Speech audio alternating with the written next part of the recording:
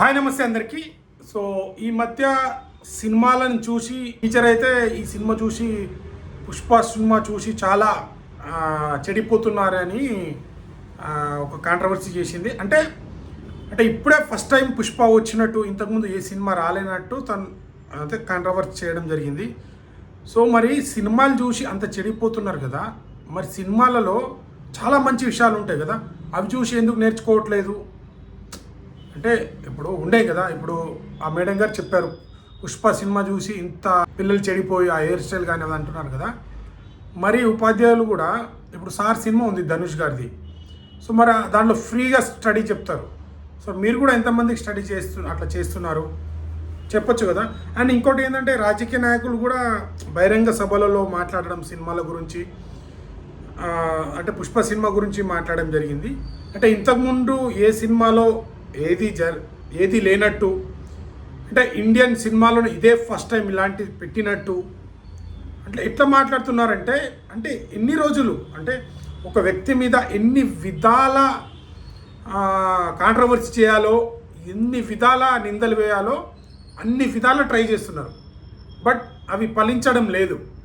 So ఎవరైనా కావచ్చు, అది ఒక మాఫియా కావచ్చు, ఒక ట్రోలర్స్ కావచ్చు, అల్లు అర్జున్ గారు అంటే పడనల్ వాళ్ళు కావచ్చు, సినిమా ఇంత హిట్ అయింది కదా, ఊర్వలేక కావచ్చు, ఇంత కలెక్షన్ చేసింది కదా, అలా కంటెంట్ ఉంటే ఆడుతుంది అందరికీ తెలుసు, నేను కొత్తగా చెప్పాల్సిన అవసరం లేదు.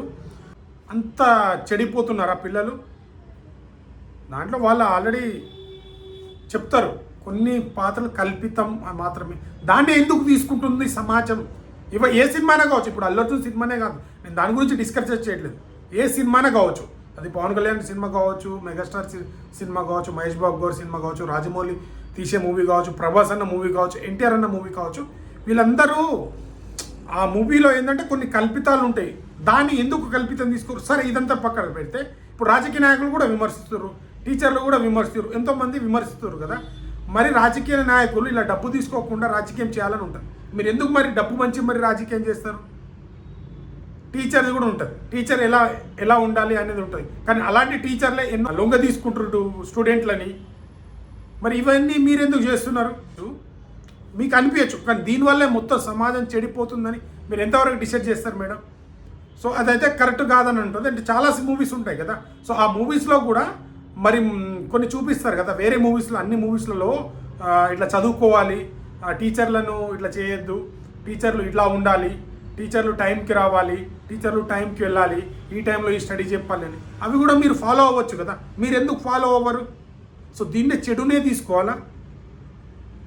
సో ఇదైతే కాంట్రవర్సీ చేయడానికి చాలామంది ఏదో చేస్తున్నారు. సో మీరు ఎంత చేసినా ఆయన స్థాయి పెరుగుతూనే ఉంటుంది.